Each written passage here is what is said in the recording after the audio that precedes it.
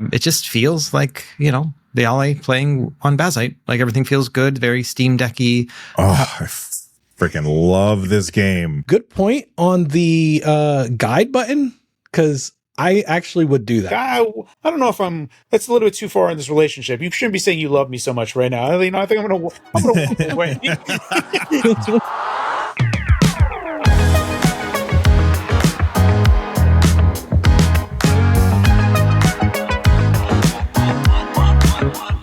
Hey, everybody, welcome back to the NerdNest podcast. I'm your host, Bill Fairchild, and I'm joined today by Russ Crandall. What's going on, Russ?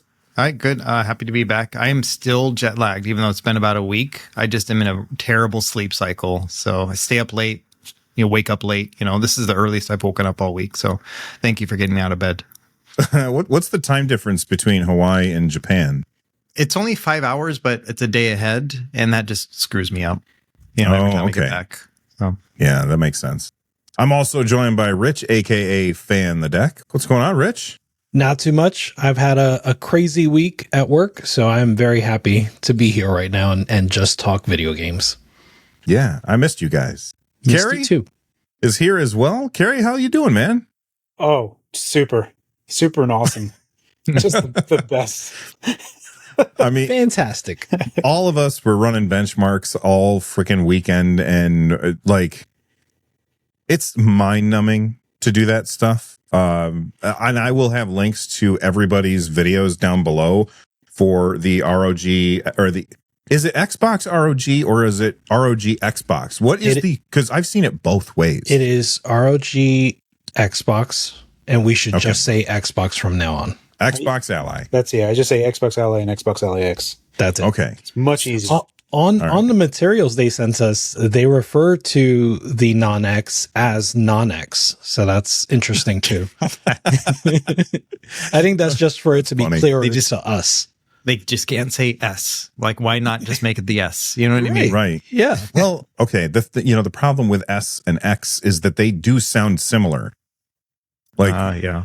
That's a good point. I guess, Russ and I were both in the military, so I guess we could say Sierra and X-Ray. Right. But I mean, They did it with the consoles. They did X and Xbox X, right? And they shouldn't have done it then. X. Like, you look at Xbox, they suck at naming things, and ASUS, not great at naming things. Although most companies are pretty bad at naming things, I think. Yes, but Microsoft is the GOAT of poor naming. Yeah, they are the absolute GOAT. So, what are these headphones called?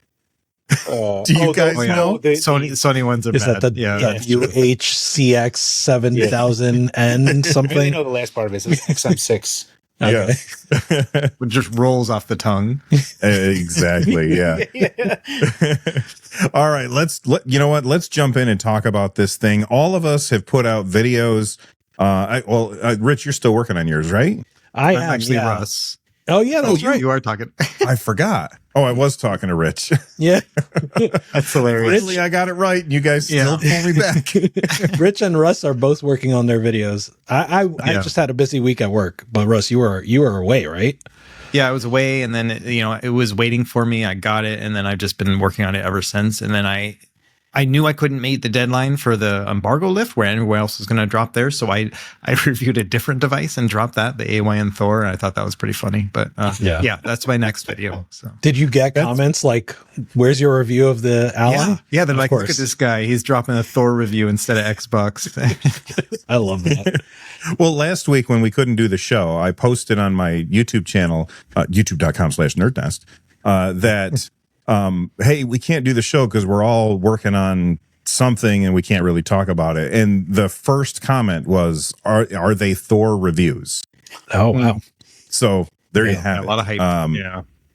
Russ got a Thor review out, which I did watch, and it was good. And Carrie, yours was epic, like so freaking long. An hour and what? 5 minutes? 5 hour and 5 minutes, yeah. Yeah. Very, very long video. Anyway, the comments links below. Calling Carrie handheld Jesus like really warmed my heart. That's really like it started springing up out of nowhere, but like I'm getting that quite frequently now. Yeah, so that's an interesting one. I didn't anticipate that one. Maybe you should change your name. Handheld Jesus. Handheld Jesus. Jesus. Let's restart. Got to grow the hair out though. Grow out your hair for sure, and it's over. Yeah. It's a wrap. He's got the hair for it. Just got to. Yeah, I mean, it's kind of not black, or dark, but he's got the hair. Anyway, let's move on. Let's talk about these devices. We've all had hands-on time when we've been playing with them a bunch. I want to just get our first impressions from everybody. Russ, and actually Russ, I'm going to start with you since we haven't had a chance to talk about this. What do you think about this thing? So, like, spoilers for my video, I think it's an excellent handheld PC and a lousy Xbox. Basically, like that's kind of how I see it. You know, like it is the Ally X with a better processor, and I actually like the grips better. Like I know Carrie doesn't, but like I think it feels better in the hand. And in that regard, yeah, it's cool. But the Xbox full screen experience for me is a downgrade in just the overall UI experience and like getting in and out of games and stuff. And I'll explain all that in my video. But that's kind of it, where it's like, yeah, this feels like a revision of the Ally X, the original one from last year, and all the software makes it worse. You like just regular ass Windows over the Xbox full screen experience. Dude, right now I have it set to just launch into Armory Crate. Like I'd rather have Armory Crate than the Xbox full screen experience right now. Wow. I love it. I can't wait to watch this video now. Rich, what's your TLDW for your video that's coming up? What do you think? I think that it kind of very similar to Russ in that it is very iterative, right? Like it's not like a big leap. Not that they sold it necessarily as a big leap, but it's very much an iteration on just the Ally X. And so in that way, especially with the full screen experience, I was a little underwhelmed with the full screen experience. I'm not at the point yet where I would say I prefer just vanilla Windows, but it's not, the full screen experience is not something that like blew my mind. It like really, it's just, they removed the taskbar, they forced full screen, and they have a new task view, right? Like not the alt tab, but the win tab switch. Mm-hmm. They have a new task view, and that's essentially it, right? Plus the removing the 2 gigabytes of resources. And so like, I guess I just expected more. And I think what's common in all of our reviews in terms of expecting more is I expected a lot more cohesion, right? And everything is split between ASUS, Armory Crate, Windows, and, you know, who knows what else along the way. But yeah, at the very least, those two, a lot of the functionality is split between those two, and it just wasn't a cohesive experience for me. Carrie, Russ just said that you like the handles. Fight these guys. I'm fine with the handles, but they're just too big, and it reminds me very much of like the Duke controller for the original Xbox. Like it's just too much. Like if they just went over, they got like, I don't know, Shaquille O'Neal, and like, hey, what kind of controller would you like? Oh, you're gonna need this to be way bigger. Like, all right, understood. Everyone's 8 foot tall, and I don't. It's not that it's not comfortable. It is very comfortable, but I think I just like the Ally X. Like what they did with the Ally X, I felt was all of the refinements that I wanted while keeping everything pretty compact. It's fine. And I know that there's lots of people that actually do prefer the handle. So I wouldn't say that, you know, I'm not against it. And I think that it does there, but it just like, it very much feels like MSI was the first person to be making an Xbox handheld, because they had the Xbox Game Bar. The D-pad on the MSI Claw AI8 resembles what the Series D-pad looks like.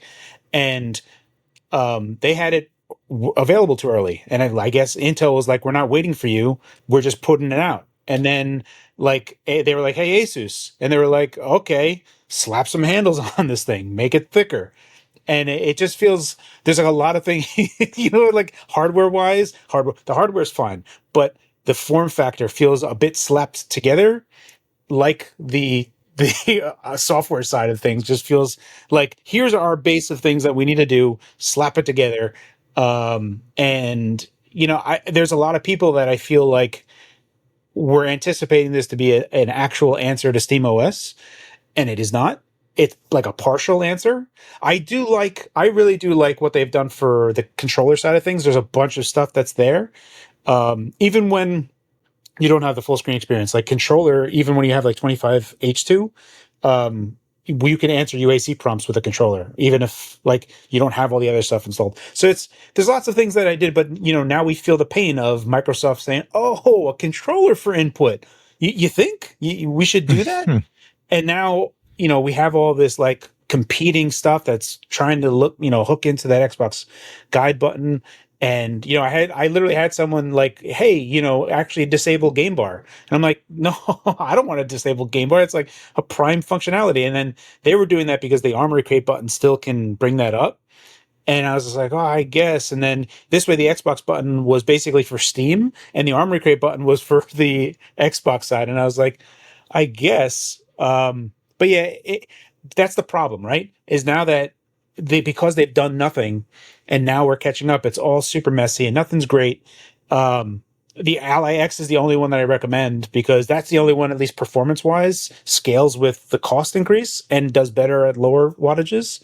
So, and the Ally makes no sense to me whatsoever. I can't in good conscience recommend it at all. So that's where we are. You're muted, man. Oh, my bad. I just wanted to respond to that with like three things. Cause like, first of all, I'm really happy you brought up the controller side of things. Cause I did call, what's it called? Xbox full screen experience underwhelming, but I was super, super, super impressed up until I got to Xbox full screen experience, right? Like the whole process of installing Windows and going through and putting in your Wi-Fi password, setting, and then when you're in Xbox full screen experience, I do really like the lock screen and you can unlock with the D-pad and the buttons and all that. Like there are some things like that were just great. The UAC prompt, like you mentioned, that stuff. I was surprised at how well it worked and how I was able to navigate all of the form elements with just a D-pad and the button. So that was awesome. Good point on the guide button, because I actually would do that. I actually am the person that's going to disable the guide button because I can get the game bar with the ROG crate button, and I can just use the guide button for Steam things if I want to use like Steam notes and stuff like that. So I'm going to do that. And then the last thing I want to say was the iteration of, I think one of the things that underwhelmed me too when I call it an iteration is how good of an iteration Ally X was, right? So like comparing ROG Ally to ROG Ally X, that was a really nice jump for me. And I was really impressed with what ASUS did there. And I kind of was expecting something similar, not necessarily in terms of power, but in terms of that Xbox full screen experience. And that's where I feel like, yeah, this is a nice iteration, but it's not the full thing I was expecting. Yeah, I feel like that's something I don't feel like I articulated in my video about this because I decided I'm not going to script. I just sat down and started talking instead. And then I just forgot. First, I forgot to say that they sent it to me. Secondly, I forgot to talk about that. When you go from Windows, I completely disagree with you, Russ. When you go from Windows to the new style, so much better, I think. But I wish it just looked like a damn Xbox instead. Like, why have these little tiny icons and stuff? They have a really good UI on Xbox. And this has Xbox branding. So when you're going to obfuscate Windows, because it's really what it is. It's not actually a new operating system. It's just a skin over it. And that's great because that's what I've been asking for forever. The ability to control everything using a controller. Great job. Microsoft, you did it. You had one job and they did a great job on that, in my opinion. But the UI looks bad. It's like you have all these different tabs, and I'm always trying to think, well, where is this? Well, you can change brightness in two different locations. You can bring up the keyboard in multiple places. They have Armory Crate's version of like your performance monitor, but then there's another performance monitor on another tab. Like all of that stuff just seems like it was made in a committee, where a bunch of people got together and they're like, you guys work on this page, you guys work on this page, and don't friggin' talk to each other. because it'll just slow you down. And then they just didn't talk to each other. They slapped it together and it doesn't look good. And it's not super usable. But if you're asking me to pick between regular ass Windows and the Xbox full screen experience, I will pick the Xbox full screen experience every time. Russ? Yeah, I would say, you know, one point is that like they put the Xbox name on it, but they didn't go full Xbox, and I think they should have, right? Not just the ability to play like console games, like that obviously I don't think was going to happen, but like why couldn't they have used the Xbox controller's D-pad or the face buttons? Yes. Like something that made it feel like an Xbox too, you know? And yeah, just go full Xbox with the UI. I think that would look better as well.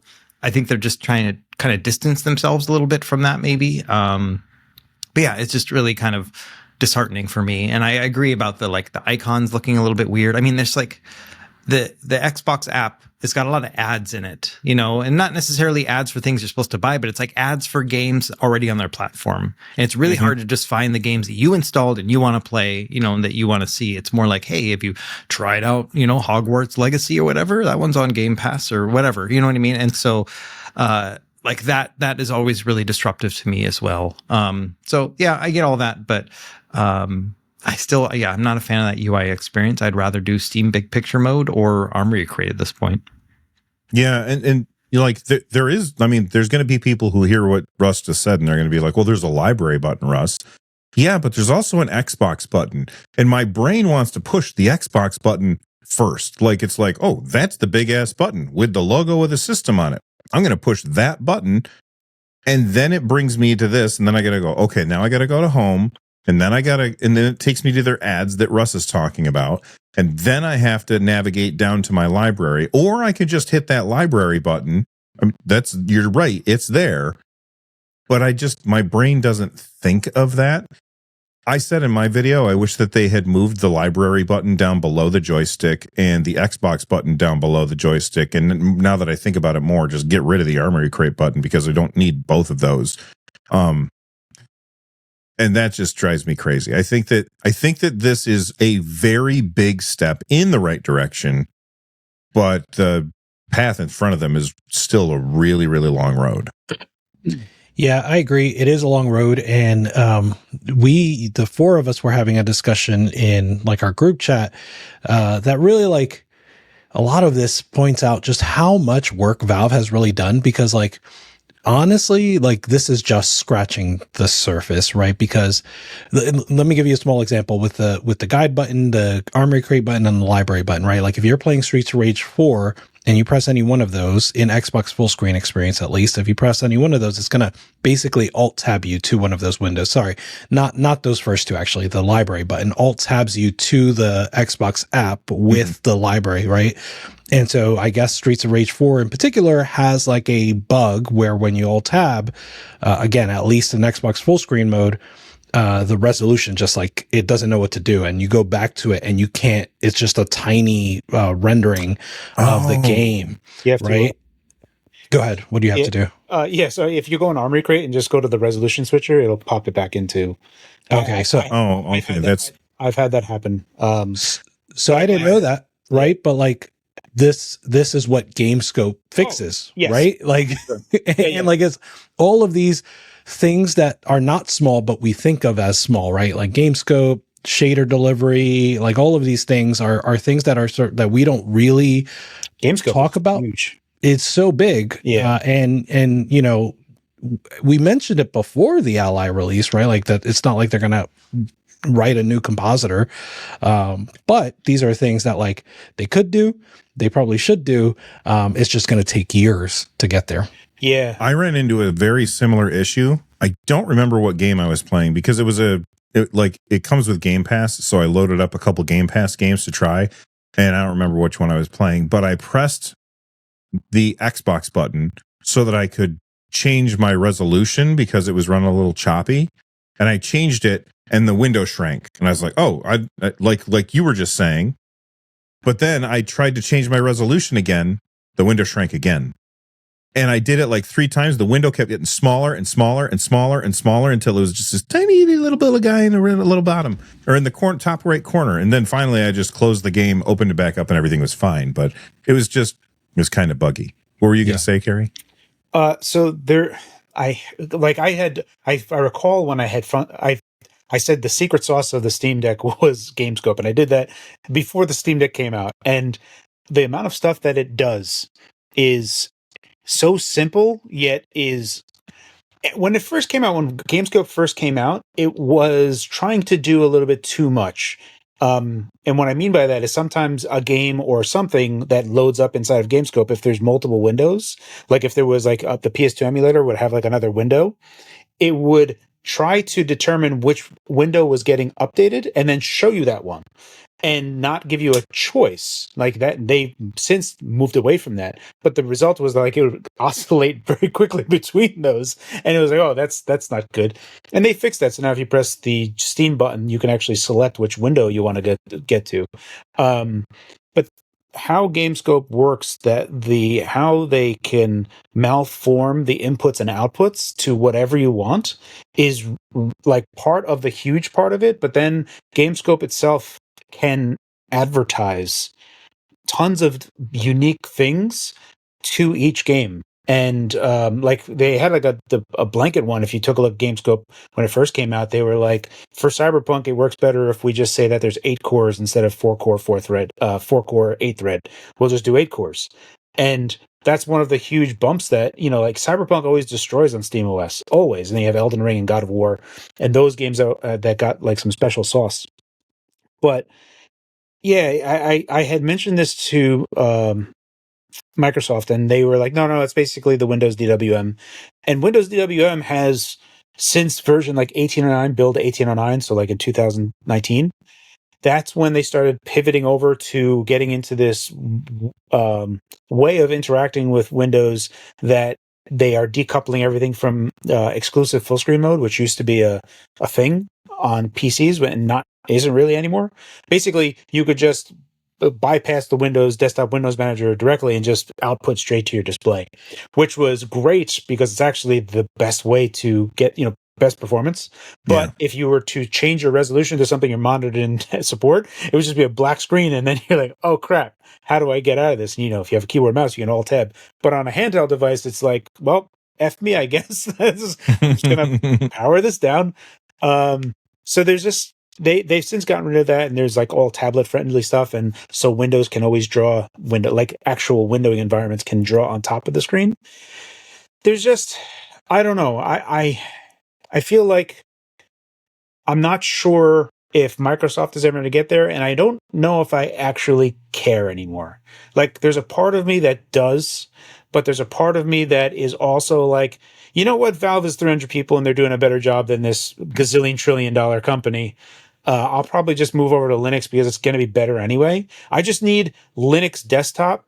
What we really need is we need someone that is actually good at design, and just elect them to be the design czar. And just like whatever he says has to go. Even if someone disagrees, he's like, no, this is how it is. And then because Linux devs are great when it's like objective, when they can make something better, it's something they can measure. And they're like, oh, that's better. But if you were like, oh, this window doesn't feel good, they'd be like, well, it's a window. It's a window and it works. And most Linux desktops just feel like a hodgepodge, like a simulacrum of like something that masquerades as a desktop rather than the feel of it. Like a Mac OS. What are you going to for Halloween? Yeah, I mean, Linux desktop. Yeah, I mean, when you use it, you can just oh, there's the window, and you can just kind of like move it around, and it just feels like it's not cohesive with the rest of what's going on. And also, there's lots of like things that don't have all of the inputs that the command line would have exposed as GUI elements. So it's like sometimes you just have no other choice but to like, oh, I have this weirdo Bluetooth thing, and for me to put in this mode, I have to jump into command line to go ahead and do this crap. And that can't be. Like, you can't have that. And I don't know. I feel like that's like my big gripe. Not so much like compatibility, because I feel like we're slowly getting to this point of like this attrition that Valve is, just because they're winning so hard, that they're slowly, once they hit this like magic number of like 10% or 15%, where gaming companies are just going to be like, okay, I guess Easy Anti-Cheat has to go here now. We have to like start putting resources there.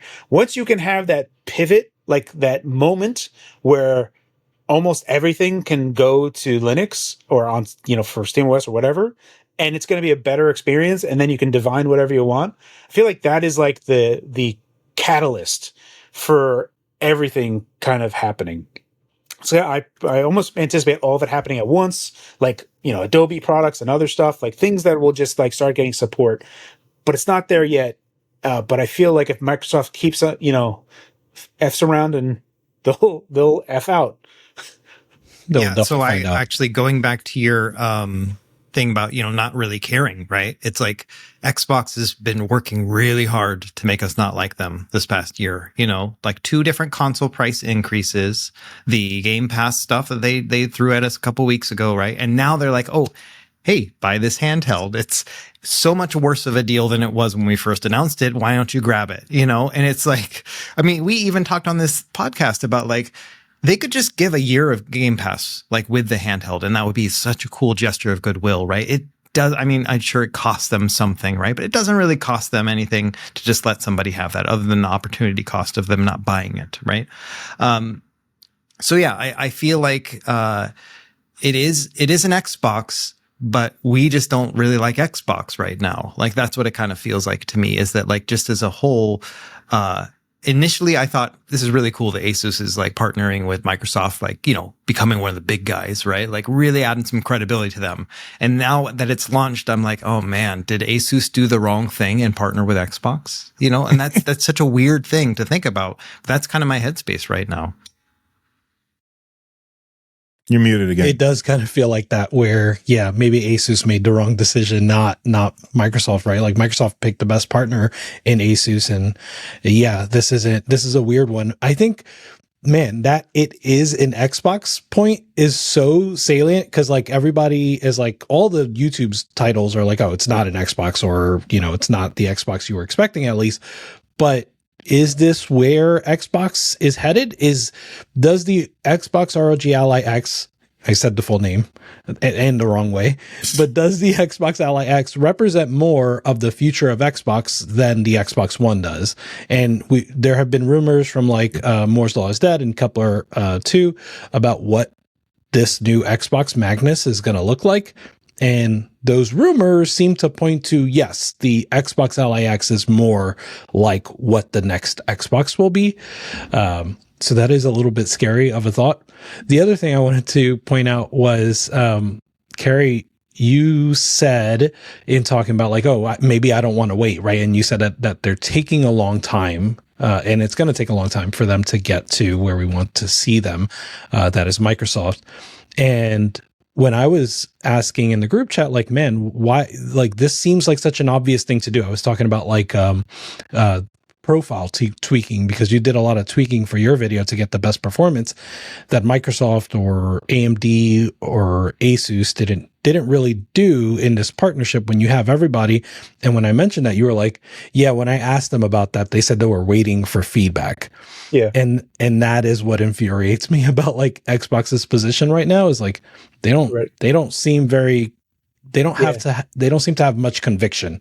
They're just waiting. Yeah, sorry to interject. I just feel like this is like a deeper problem that Microsoft has generally, and I've been watching a lot of like Halo's, some Halo is coming out like next week, and there's a part of me that so there's the Halo World Championship type of thing, but they're also going to have news about the remaster or whatever. Oh, okay, I didn't know that. Yeah, so it's like, I don't know, news or something. Who knows? But you look, I was just watching some stuff with, with like Crobat did one. I was like, remember Halo? And basically he goes, how have you ever seen his like Left 4 Dead, where, what's the game that the Turtle Walk or whoever made another game that This Is Blood or something?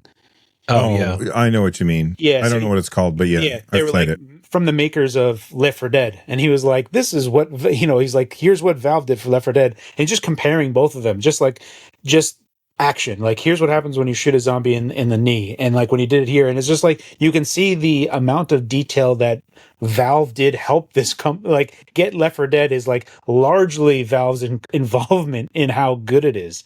And when Crobat did a thing on 343, and it's just like, back to, he puts these things back to back where it's like Bungie's like, we don't really want to give Master Chief that much of a voice. We want to make sure that whatever he's going to say is pretty much what the person would say. And then they go to leave 343 and they'd be like, Master Chief is a human and he has his own thoughts. And he's like, it's just like this back to back thing. And it's like, it gets to a point where, there's a thing is like, we hire people that hate Halo. And it's like, oh, like, what are you guys doing? And I don't know. I feel like there's that, like, how long 343 has had a platform to just railroad Halo into the ground, and this bureaucratic engine of allowing these companies to fail for so long is systemic with that. Well, let's just get feedback because we can't possibly get the correct answer. Let's wait for this, design by committee nonsense. And that's what I always come back to is like, Linux needs a design czar. I said straight to Jason Ronald and there's another Jason whose name I'm forgetting. But I told them, and I was in the room in Gamescom, and I was like, you guys need to be a power czar of these machines. You cannot allow AMD or whoever to tell Windows how to run, because it's just not working out for anybody, because AMD and NVIDIA and Intel don't care. They just want the best number, and they will push power, waste power to ensure that, rather than do anything, doing any extra work. So this really has to fall on Microsoft. I don't even know if they're going to get there, but it's like where Microsoft is, in an automated fashion of scheduler, governor, whatever, Linux is already in that world, and it's doing it far better. Yes, you can do extra stuff on Linux to improve it further, but it's already doing enough that is what people anticipate. Like, you're like, oh, I'm going to play a 2D game. It should use less power.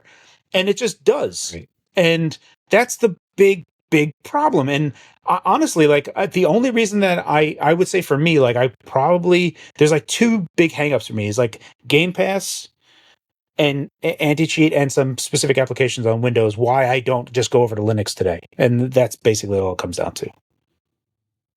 The Turtle Rock thing reminds me of Rare. So I really like that example because like Rare with Nintendo, geniuses, right? Like, and Rare with Microsoft has been pretty solid, but not that level. And Microsoft had them work on like avatars, right? So yeah. I feel like that's been my sentiment is like, I don't feel like Microsoft is using Rare to their fullest potential, at least the Rare that we once knew. And so the Turtle Rock kind of flips that. It's crazy. It's really crazy how they could have all this stuff, and there's just this weird sense of just, I don't know. There's like someone can't speak up, and you have to allow someone else to have the space. And I get it, but it's like if the person that whoever you got there should not be there, and you allow them to be there for too long, how do you do that with Halo? If they like your main franchise, it boggles my whatever. Well, if if Microsoft is waiting for feedback, then I guess we can wait for feedback too. So over on my YouTube channel, I posted a post asking people, hey, we got these things, the four of us. What questions do you still have about them after watching the videos that we've put out? And so I figured we could jump in and take a look at a few of the questions that people had sent in. And I'm trying to put one of them on screen right now. If I could just click buttons for the crying in the rain. Here we go. Grimlock 161 says, have you tried putting Bazzite on them? I tried putting Bazzite on them, but the way that I tried was because I was being lazy and I did not want to erase my Windows. So I already have Bazzite installed on my ROG Ally-X. So I got it all updated. I popped the hard drive out.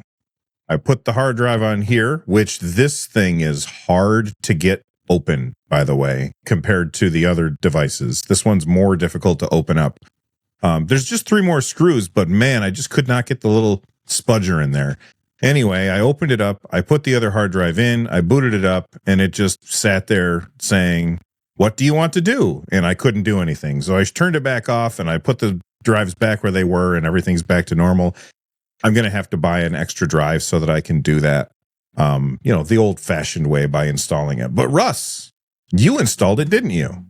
I did. So it took me a bit. So I installed the regular Ally X image onto the device, like just using the regular method, like a thumb drive and then, flashing that on.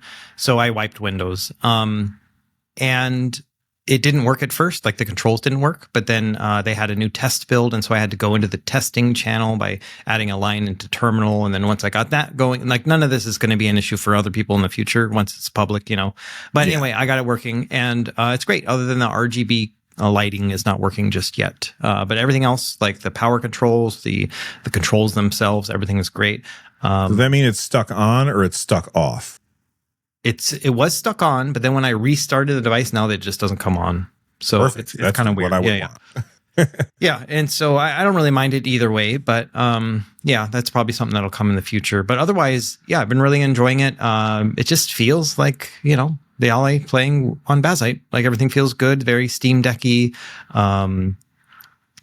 I don't know. So I actually have 2 ROG Ally X's to review. So they tried to rush me one in order to get it before I went to Japan, and then it didn't arrive in time. And then they also sent like the proper review unit with the regular Ally. So I've got 3 of these things hanging around, 2 of the black ones. And so I've got now Windows and Bazzite on each, right, on my 2 Ally X's. And so it's really cool to be able to just compare them side by side, do benchmarks just right at the same time. It's really kind of fun. And I'm not sure, I think that I'll probably just decide which OS I'm going to go with. I want to stick with Windows. I want to see how it evolves because I think eventually it'll get better, right? But just right now, it just doesn't feel ready, And so, I personally am leaning very much so towards Bazzite, where I'm enjoying that a lot more just because, the simple experience and stuff. But you are losing, Game Pass, stuff like that. But I don't know which one I'm going to decide on for the long term. I got a question for you. You said that you were doing benchmarks side by side. Were you getting when I did benchmarks of same hardware running Bazzite versus same hardware running Windows, I was getting much better results. Well, I'm not much better. I was getting better results on Bazzite, but this is supposed to be a more efficient way of doing things with the new Xbox full screen experience. Are you still getting, without going into details, because people should go watch his video over at Retro Game Core, youtube.com/Retro Game Core. Are you getting a better frames per second on Linux than you were on Windows still? It really depends on the game, because there are just some games that, like Cyberpunk, is so much better on Linux than it is on Windows in terms of same hardware, Mm-hmm. And I'm really only seeing a huge jump around the 17 watt profile. That's where I'm wow, Bazzite's running better and then also running a lot better than the old Z1 Extreme. That's the big jump right there is the 17 watt performance.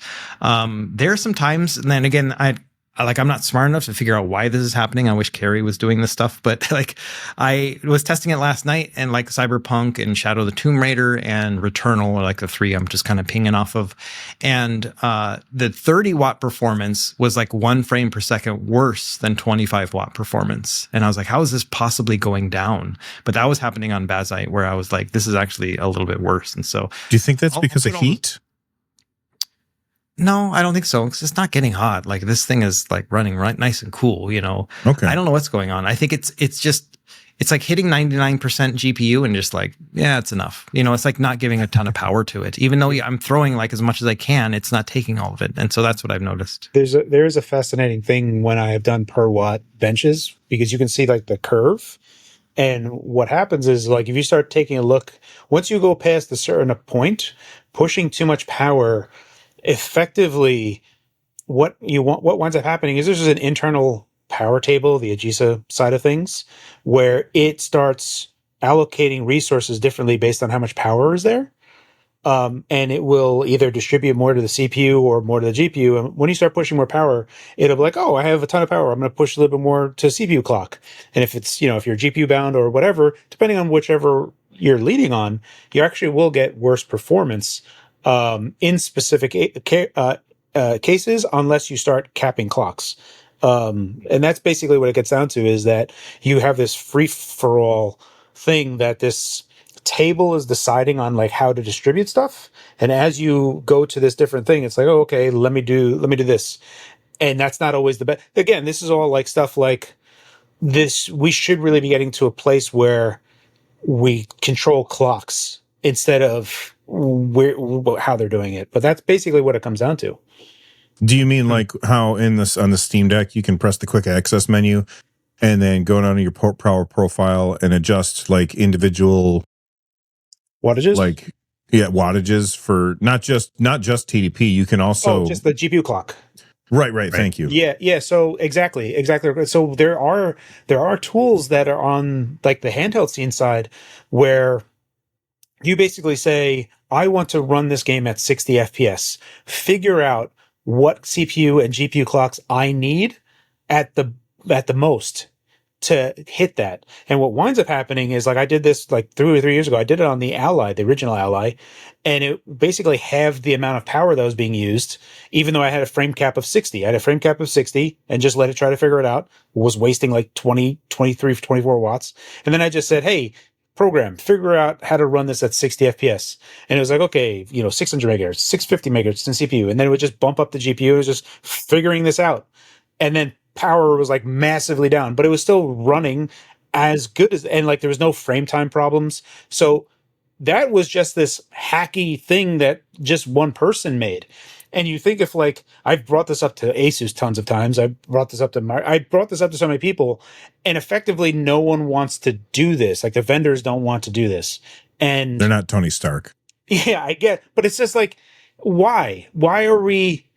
It just bothers me so much, because you can, and this would basically fix Windows, right? Like, this would just be like, oh, Windows now is as good or better than SteamOS, because now you are spending exactly what you need to achieve something.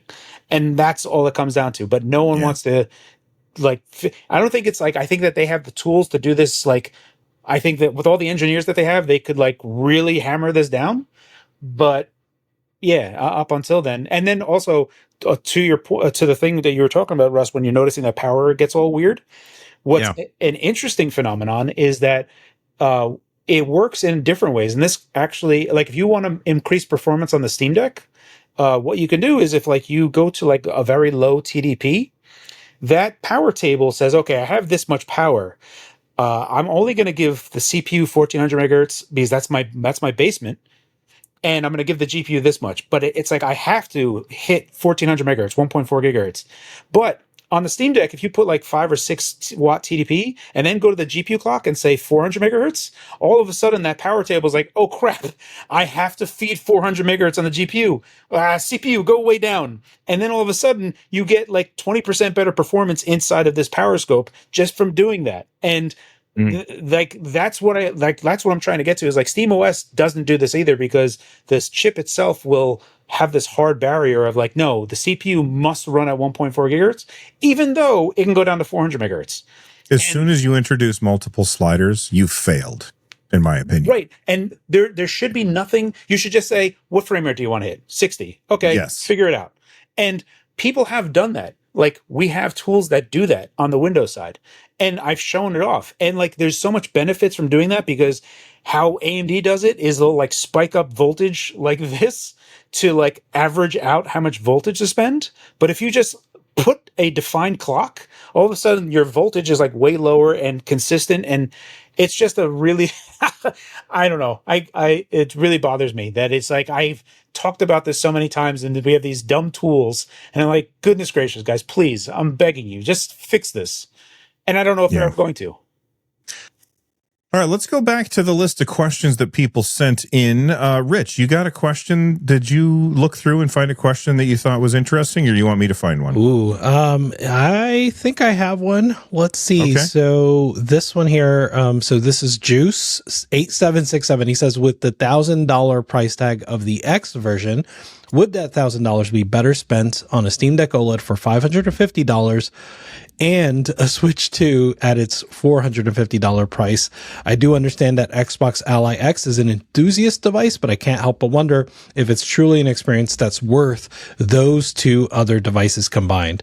I know I picked it, but I want someone else to answer that. So I'm going to pick on someone. Russ, what do you think? Yeah, I think it's a good proposition. I mean, I think my overall take with this new Ally X is that, the old Ally is still just good enough, like it still really is. And I think along those same lines, Steam Deck OLED is as well. The idea of having a Switch 2 and a Steam Deck OLED, like, is pretty funny for the same price, because they are, I don't know, like, what if I had $1,000 and I had no handhelds right now, what would I do? I would probably go with Steam Deck OLED, but I'm not chasing numbers. I'm not chasing AAA titles right now in my life. Like, there's no game that I'm just like eager to play right now. So for me, it's like the Steam Deck is still good enough, at least for my own personal needs. Whether or not that's the one I would recommend really depends on, other people's use case. But yeah, for me personally, I had $1,000. I'd get the Steam Deck and then probably pocket the rest of the money. That's probably what I would do. That I would do the same. I do want to, I think you make a good point though, right? Like, it's not like a universal suggestion. It really is like, are you someone that is you have a large catalog of PC games and you're going to want to play like those high end UE5 games, the ones that just came out this year. You're going to have a better experience with the Xbox Ally X. I don't personally care very much, right? Like, I've been playing Megabunk. I'm going to play, Me too. I'm going to play, is it Absolum? Absolum just came out. Yep. The game from the Streets of Rage 4 devs. So I'm going to be playing that. And, like, cool, I'll enjoy a good session of Stellar Blade or something like that. But honestly, I'm spending most of my time on indies. One thing I want to say is, Carrie, in your review, you said that the $100 extra is worth it. And I want to push back on that just a tiny bit. Like, I think it's this timeline that we're in right now is the wrong timeline for me to push back. But the thing I want to say is that in a normal timeline, I would think that a 10% increase is just the inflation, right? A 10% increase, yes. right? Yes, that's what you're saying. It should be $900 with a 10% bump. Exactly. Right. Yeah. Like $100 more a whole year later for a 10% bump. Like, I don't feel very great about that. It's not bad, but I don't feel like, oh, this is a great bargain. Right. Yeah, for sure. And I agree with all of you guys. And I think, like, as you really have to ask yourself what types of games you want to play, because if you want to play the latest games that are coming out, the Steam Deck OLED is going to leave you wanting very quickly with the very newest games that are coming out. So there is a hard barrier that the Steam Deck has. The newest AAA games. Yeah, the newest AAA games. But if you're the type of person that knows you are not going to play those, or if you are, you're going to play them on somewhere else that you have that power, just make that decision for yourself. And that's for you to decide. There's no wrong answer here. It's just like figure out how you want to play. Because honestly, the Halloween sale is coming, and maybe there's another 20% discount on Steam Deck and Steam Deck OLED, and then you're even a better value proposition. That was like my main hang up for the Xbox Ally, is like, how in the world can I possibly recommend this when someone might already have a Steam Deck? What am I gonna, like, oh yeah, pay more money and get the same thing?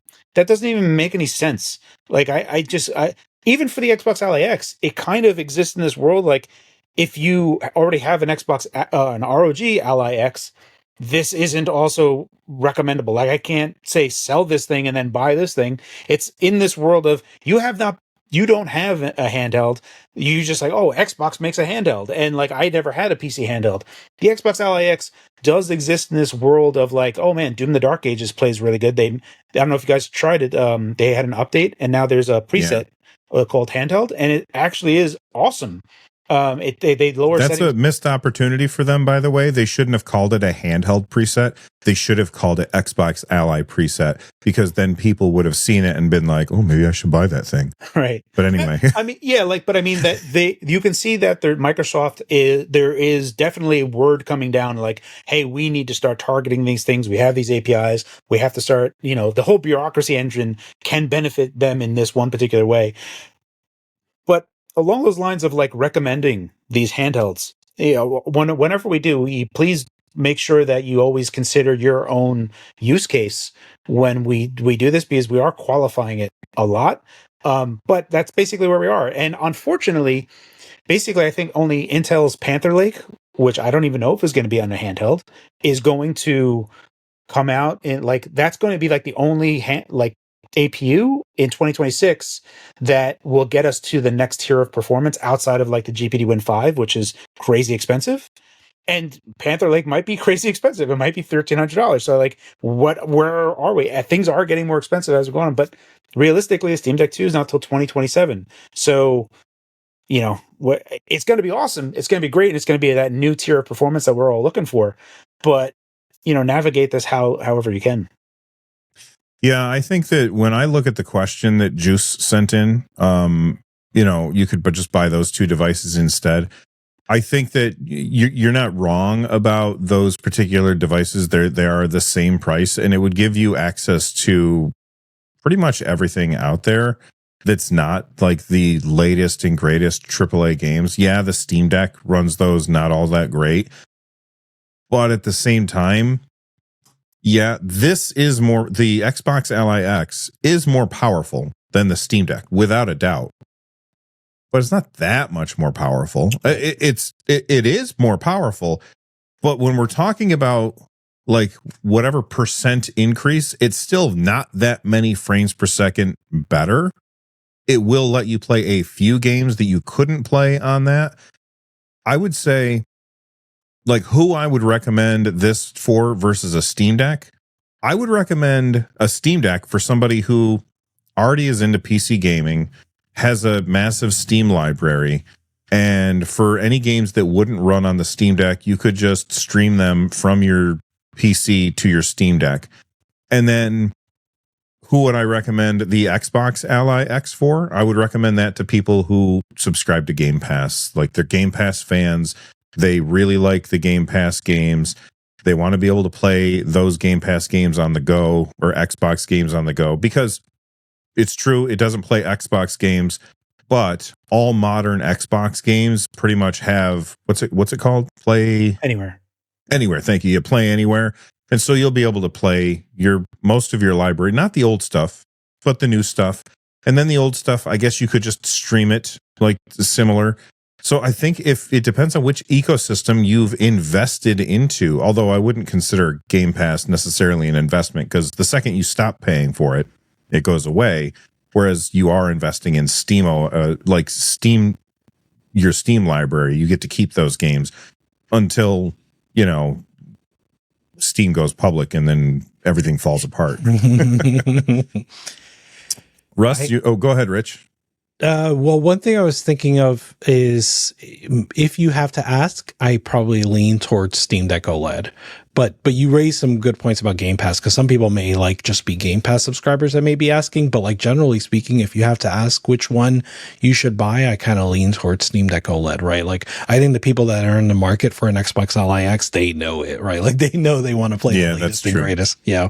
Although at the same time, when you talk about Game Pass, everybody's going to say, well, but it's $30. PC Game Pass still does exist. And that's $16 a month? 17. Yeah. $17 a month. On that note, we were talking about it internally, but Kerry mentioned in his review, really weird decision to not go with PC Game Pass as the free 3 months that you get when you get an Ally X. Instead, they give you 3 months of premium. Like, that is weird. Yeah.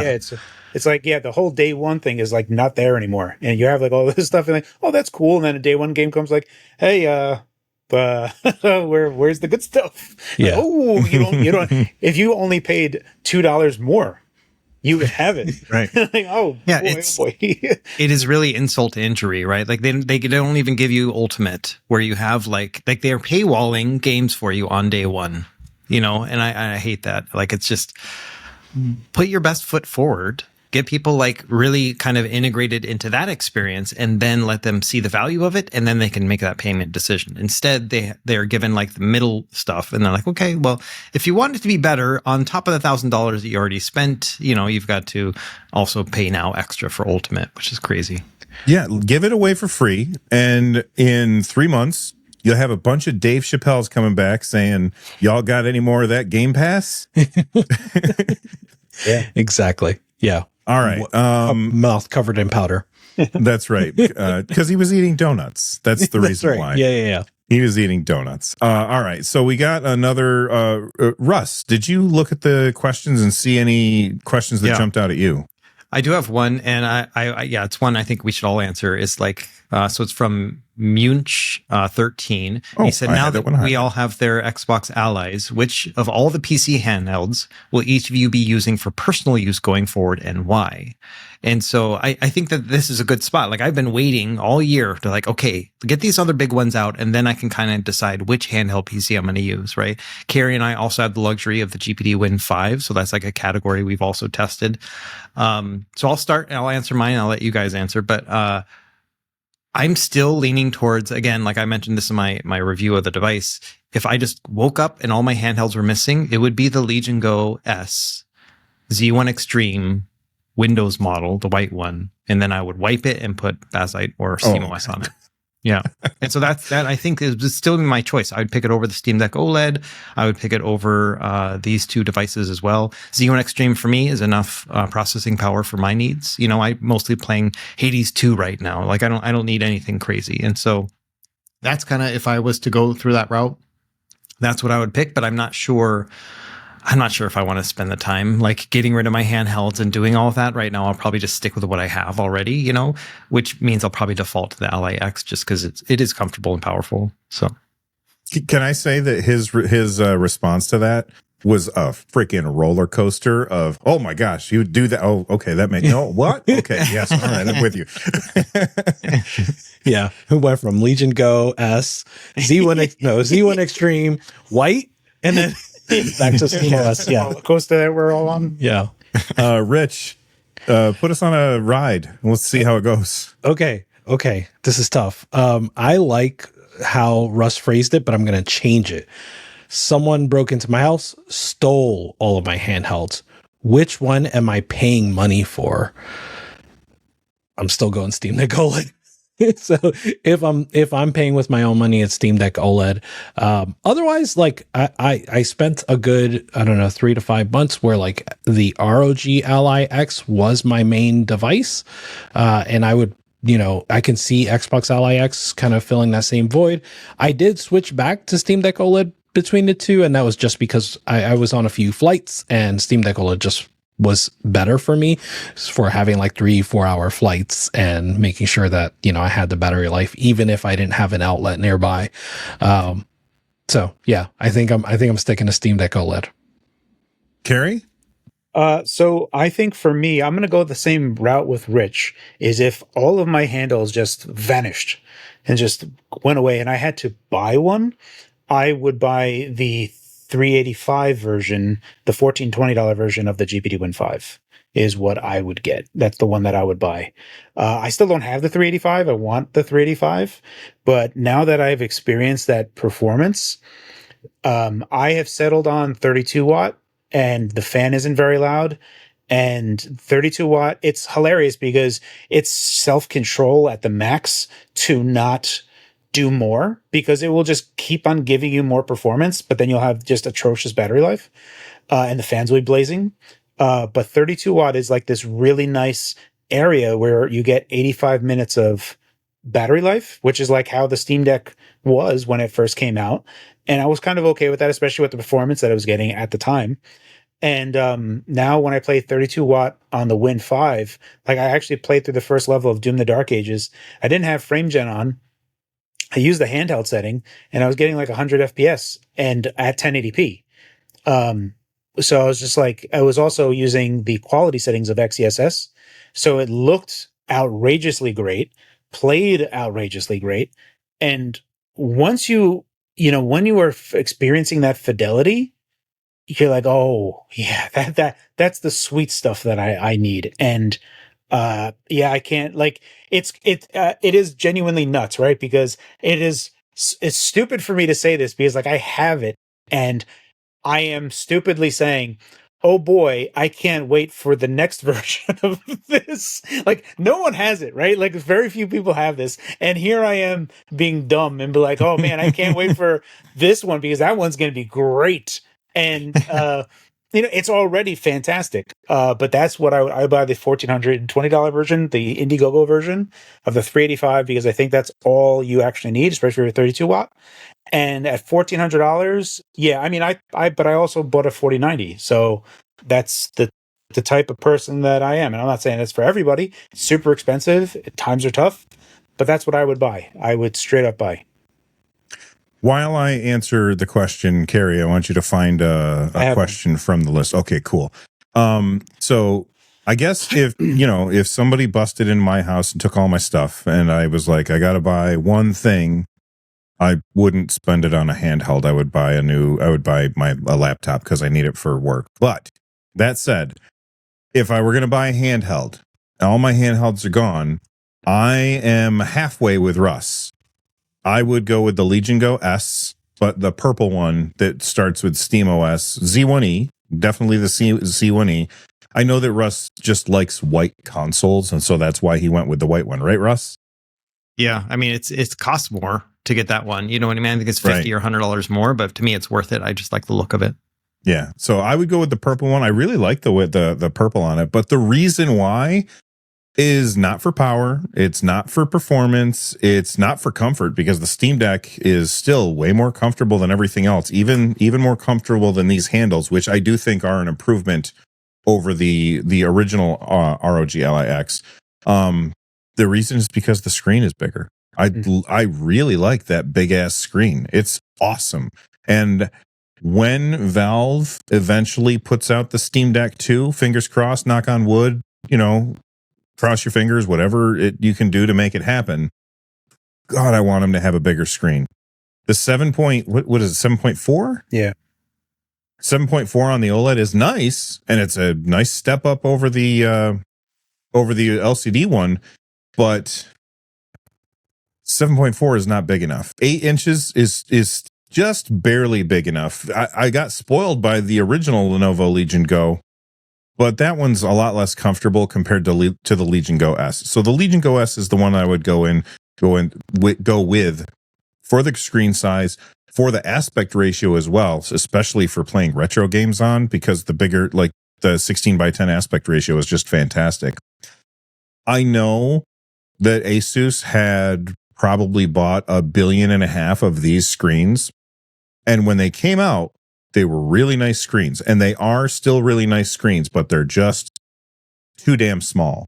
I want a bigger screen for my old eyes. I'm tired of calling my grandson over and saying, can you read this to me? Because I can't see it. So I want to give a little inside baseball, because when I went to the New York event for the Xbox Ally, I was telling them about the screen size, and I'm in agreement with you. And I was like, you guys have to hit 8-inch for the Ally too. And he's like, you really think we should go to 8 inches? And I'm like, yes. And they're like, you don't think it's going to be too big? And I said, you better approach as close as you can to get 8-inch and 16:9. The pushback that I got from them was that they like the Ally size, so the size of the device. I was like, look, if you can minimize bezels and just max out that screen to as much as you can, as close as you can get to 8 inches, what you guys should like get to, and then OLED, of course. But like, it's like that. The 8-inch, especially, I don't really like the screen on the Switch too, but the 8-inch 16:9 is what I feel like is okay.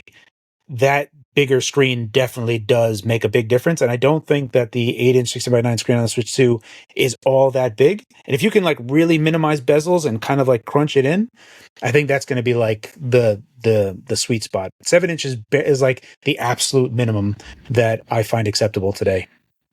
Okay, but I would argue 16:10. Not Right. 16:9. Yes. Yeah. Oh, yeah. I'm in agreement. But 16:10 starts bumping up how tall it gets. And for me, I'm fine. For me, it's like, if we can arrive at a place that it's like zero bezel, and we could just like somehow fit this into the constraints of like how the Miyoo Mini is, right? Like, if we can just like get that in there and just slam it as tight as possible, that I'm just all about min-maxing. Like, let's get to the min-maxing this as much as we can, 100%. I think like 16 by 10 is fantastic for many reasons, even outside of, because that, as Bill said, 16 by 10, especially for retro content, 4 by 3 content, fits so much nicer in there that is a huge bonus. And also just for like older Windows games. Yeah, so since you brought that up, there was a question that was asked, and I'm going to try and put it on screen right now for the people who are watching over on the YouTube channel. This one comes from Giggles7091. They said, would love to hear what Russ thinks about the comparison between the Lenovo Legion Go 2 with that big-ass screen, 8.8-inch screen, and the Xbox Ally X if he was able to test the Xbox One. Russ? Yeah, I haven't done any emulation testing yet, mostly because like I'm really just trying to focus on this as a PC handheld, so I haven't really got there just yet. But I'll think about maybe doing another emulation showcase. I did one for the Legion Go 2. Well, they weren't asking about emulation. They were just asking about just the devices, I think. Oh, if he was able to test the Xbox One. Oh, okay, I got it. No, I thought he was talking about testing the Xbox One, like Xbox. Oh, I understand. Yes. Okay. Yeah. So, comparison between the two, it really comes down to form factor and what you want. Personally, I've always just thought the Legion Go and Go 2 were just a little too big for me, so I just don't use them as much. I appreciate the screen, but the practical use of it, I would rather have something that's just a little bit easier to heft around. And so personally, I think between the two, I would probably use the Ally X more. I turned my Legion Go 2 back in, so I don't have that one to test like side by side, They each have their own merits, just like any other handheld does. But for me personally, in my own use case, just given my own like history with it, I know that I would prefer the Ally X. Okay. I have a question from NYJAY for Carrie, and I'm trying to bring that up. They said, can you ask Carrie about the SD card heat issue he found? Seems like deja vu. For those of you that don't remember, the original ROG Ally, not the X, the white one. That one had an issue with the SD cards where basically it was killing SD cards. Carrie, you had in your video like the thermal camera and everything, and it was hot to the touch. Yeah, it was blazingly hot. Like I didn't really like. That's why I got the thermal camera out, because like I was like, I'm not gonna do thermals, and this thing is cool as a cucumber. Like I don't hear it, and this is fine. And then as like I picked it up with my index finger, and I was like, oh, what the? And that whole segment, I was like, let me get my thermal camera, and it was like at 50 degrees Celsius that the camera picked up. The thing about my thermal camera is that it's off. It's not super accurate, but it's inaccurate across everything, right? So if I were to measure it, it would be off by like 4 or 5 degrees Celsius, one way or the other, across everything. Anyway, it's super hot. The good news that I would say is I actually do a lot of my testing from that SD card. Like all the Steam games are loaded on there. So I just plop that in to load that in. And once it's loaded, I don't really care. It's a little bit slower, but I don't care because it doesn't affect anything else. And so I did all of my testing nonstop on that SD card, and it's still working fine. So insofar as like the longevity issues or the Xbox Ally issues where the SD card was failing, that's also another reason why I have moved over to using the micro SD card all the time, is to stress that component as much as I can when I'm doing my testing. So far, no issues. And I did that on the Xbox Ally and the Xbox Ally X. So it's just like when I would just move that micro SD card over and start testing from there. So it's like, I want to say like a full day's worth of running that nonstop on each one, and no particular, it just gets super hot. And that I'm just, that is there. But so far I don't really have concerns about dying, but like, I have a rule for micro SD cards, and that is never spend more than $50 on a micro SD card. And that is just a general rule that I have, because I've had micro SD cards that have spontaneously combusted, just failed. And they were expensive. I remember I paid like $150 for it, and I was gutted. And I was like, I'm not buying another one. So I just have a hard rule. Don't spend more than $50 on a micro SD card. But I wouldn't really worry about the longevity of it, as long as you get a good card, because I've been using that one card for over a year now. And still going. So, yeah, that's about as much as I can say.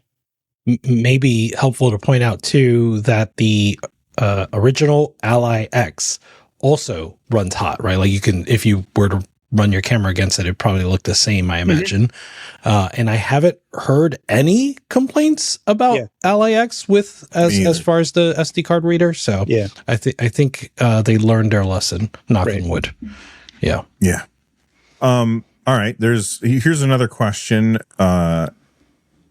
Chaos D17 wants to know about hibernation. Does the battery lose a lot of life when sleeping or in hibernating mode? So I'm going to talk about my experience with this, and then I want to definitely hear what you guys have to say about this. I ran tests where I had Cyberpunk 2077 running. I ran it I put it in sleep mode for 10 minutes, and I sat here at my desk with like a timer on my watch. And at 10 minutes, I turned it back on and I checked. Battery hadn't moved at all. The game started right up. No problem. Awesome. Put it to sleep for 30 minutes. Did the exact same thing. 30 minutes went off. This time I didn't sit at my desk. So it went off. Came like upstairs, picked it up, turned it on. Battery hadn't moved. Game started right up. It just said, hey, there's no controller. And I pushed a button and then it detected a controller. I said, okay, let's do it for an hour. I did it for an hour. I came back, lost 1%. And then I said, fine, I'm going to do it all damn night.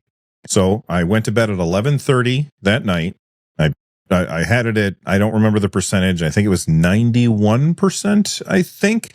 I put it to sleep. I went to sleep, or I put it to sleep, and then I went to sleep, and I woke up. I did my morning routine. I came in here around 8:30. So however many hours that is, you guys do math. 9 hours. I picked it up. I turned it on. I lost 3% or 2 or 3%, something like that. And I was like, and the game started right up. No problem. It felt like I was picking up a Steam Deck and turning it on. The sleep mode was just working. I saw a lot of people say that was not their experience. And I was like, okay, maybe you guys had a different experience than me. Rich, have you had any sleep-wake issues on your device? I haven't tested like battery drain, like specifically. I have, every time I power back up, I'm surprised at how much power it still has, but I've never like intentionally checked like exactly. But are your games starting? The games are starting. I did have one. I want to say I did have one issue where the controllers weren't recognized, but I don't think it was the sleep. I'm trying to remember exactly what it was, but either way, when I put it to sleep, brought it back, then the controller was recognized. So, okay. Yeah, I don't think I've had any issues with that. What about you, Russ? I haven't done extensive testing with it either. I'm such a bad tester of this because my habit is just to shut down my thing. You know what I mean? If I'm done with my gaming session, I just shut down. And it's like Windows has taught me that, kind of this shell shock that I still have. So I haven't done, I really like your idea of like kind of testing at certain intervals and stuff. I don't know if I can get it done before my video though. We'll see. Anyway, yeah, I haven't done any thorough testing. Okay. But have you done any sleeping and then turning it back on, and are your games turning back on? Yeah, I just, random, stuff like, hey, I'm going to test this one. Let me just hit the power button on this one and then come back to it and stuff. And it's all worked, so far, but I just can't trust it. I'm just in that point where I just can't trust Windows when I tap on that power button. And so I need to break that cycle, I think, internally. I don't know. Fool me once, shame on you. Fool me twice, shame on me. So maybe you're doing the right thing and I'm just getting lucky. Carrie, are you lucky? Or are you doing the right thing? What's going on? Specifically with regard to hibernation, the default is that it does, if you were to like challenge the power config for the sleep schedule, there is a hibernate idle awareness in terms of how long that time is. I disabled mine. I do that by default all the time. So I don't know what that value is because it's part of my routine. Like how Russ is kind of like, we kind of condition ourselves like, oh crap, this sucks. So I don't know I know that it exists. I don't know what the timeout is. But having said that, what ASUS does, if you actually go into Armory Crate and go look through like the settings, you can actually see the settings that ASUS is doing, not Microsoft, to really fine tune the sleep side of it. And it does not want to go into hibernate until it's like critical. So the thing that you need to get away from this is that it fixes a lot of things that modern standby does wrong. So if you were to challenge it, it's in a network disconnected sleep, modern standby disconnected. So it uses very little power. And what I have discovered is that effectively for either or, for every hour you will use around 1 watt hour of energy, and that is basically what it comes down to. And it can be a little bit less, it can be a little bit more, but generally speaking, when I was taking a look at it in terms of how much energy was actually consumed from the battery, that is basically what it gets down to. So if you have an 80 watt hour battery on the Ally X, that effectively means, generally speaking, if it was at 100%, you can go 80 hours before it like hibernated somewhere in there. But generally speaking, it doesn't hibernate based on what I'm looking at until some critical junction. So that, and so far as that, I think that ASUS did a really good job here, not Microsoft, because it's actually in Armory Crate, and you can actually go, the default settings are already in Armory Crate, are very good. So don't really change that unless you really want to, but it by default doesn't hibernate often. Yeah, I tried to run my test as if I was just a user who didn't know anything about anything, and I like didn't know about settings. I think Rich? I think they did. Oh, sorry. No, I was saying I think they did a good job. Yeah, I was just going to say one thing about the Steam Deck is it has been imperfect for me with sleep as well. Most of the time, in most scenarios, it works perfectly. The one thing where it doesn't always work is headphones. Is like sometimes when you power back up with the headphones plugged in, it doesn't know what to do. Sometimes the audio will even come out the speaker. They've had patches to fix that. I think I've had that happen recently, even after those patches. There was a point in time where it was not happening very frequently, but I feel like I had it happen within the last week. So that's something that I've seen happen, not just to me, but to other people, where like the headphone audio is just a little confused when it comes back. All right. Does anybody have any other questions that were in the list that I posted over on my YouTube channel? Yeah. There's someone that went to me specifically. It's Felix Potato. He said, it's fun. I like that name. I know the Fox said the price performance of X variant is worth it. Non-X, not so much. But interested what you all see as the strongest use cases for something like this. For a first-time handheld user, but long-time PC gamer. I kind of want one, but $1,500 in Australia. Would I enjoy having a handheld enough for a kind of want? So it was. What do you think? So it's to me, but I think you're also asking everyone else. If you're a PC gamer at heart, I don't think that the Xbox Ally X will satisfy you. To be honest, like I don't think the Steam Deck does. I don't think like the GPD Win 5 is what you want if you're a PC gamer.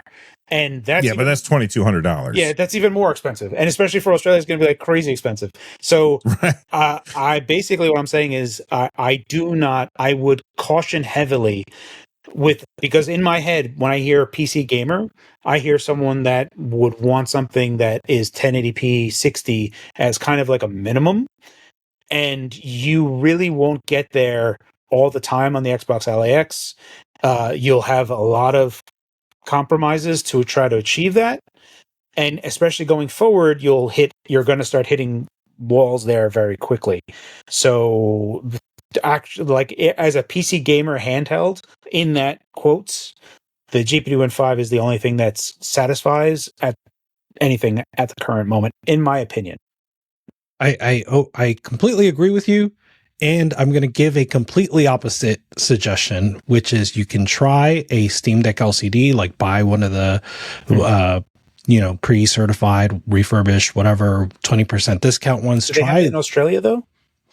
Do they have like the they are selling the Steam Deck LCD, but I don't know if they do refurbished in Australia. They may not. Right. They do it in a big box store though. I think over there in Australia, I think they're in stores. Yeah. So like you might be able to walk into a store and buy one that somebody's returned. Yeah. Either way, right? Like Steam Deck LCD is probably going to be the cheapest that you can buy a handheld for, and you can learn whether or not you're a handheld user, whether or not this is interesting to you. And if it's not, you're going to get your money back, like most of it, compared to if you buy, a very powerful PC handheld. It's going to be harder to get like closer to 100% of your money back when you go to sell it on eBay. I think I'm going to go with Rich on this too, because this person's already saying that they're a PC gamer, that means they have a powerful PC. If they have an internet connection, they can just stream from their PC to their handheld. And so they can buy pretty much any handheld and stream to it from their PC. And you could be sitting there playing, 1440p, or, obviously not 1440p because the maximum resolution, but you can be playing all the best settings depending on your graphics card and really enjoy it. But if you definitely want to play something locally and you want to play AAA games, I don't think that these are the devices for you. I think the device for you is you're stuck to your desk or, build a PC for your couch. And that way you don't have to. Not a handheld isn't for everybody. Every time you make something portable, you introduce so many compromises that you absolutely have to hit. What do you think about that, Russ? Yeah, no, I was going to say the same thing about streaming, is that find the cheapest way to get to that and see how that experience is. It's not going to be the same as playing natively, obviously, but, depending on whatever you're using, it can get really good. I mean, your smartphone, if it's got like a Snapdragon in it, you can use like the special tools in Apollo Artemis to bring the decoding time down to like 2.5 milliseconds. It's like, I can't tell the difference at that point, and for this person to, specifically say it's a kind of want for them, like I feel like, get a telescopic controller for your phone, get a feel for if you see yourself playing that like at night or on the couch or whatever, you can get the GameSir X5 Lite for like $30. You know what I mean? And it's not the same as a Steam Deck. I get it, right? But it'll give you that kind of smattering of a feeling about it and to get an idea of whether or not that's actually a route you want to go down. Before all these handhelds came out and everything, I was streaming games onto my iPad. Like I was playing like PS4, like remote play on my iPad because I just loved this idea of being able to sit on my bed and like play these games and stuff. It sucked. Like I played through Detroit Become Human, played through the whole game that way. And it was a terrible experience, but it was just a cool novelty. So I'm already like, I have that kind of predilection for it already. And so that's a good way to test it, to see, okay, like how is this working for me in my lifestyle? And then, kind of go from there.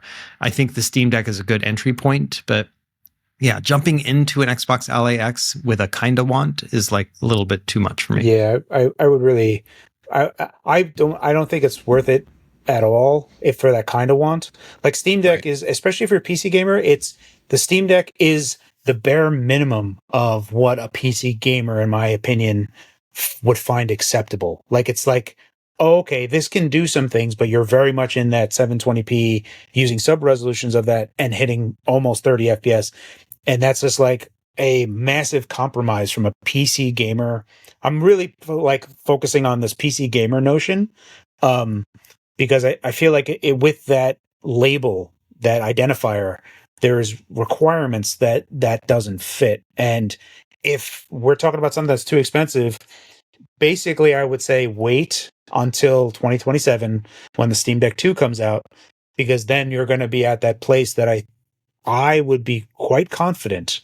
Like when you think about all the like rumors and speculation of like what it's going to be, especially with the ray tracing improvement, it's going to hit that tier of fidelity and bring you that level of enjoyment that is like, oh crap, this is awesome.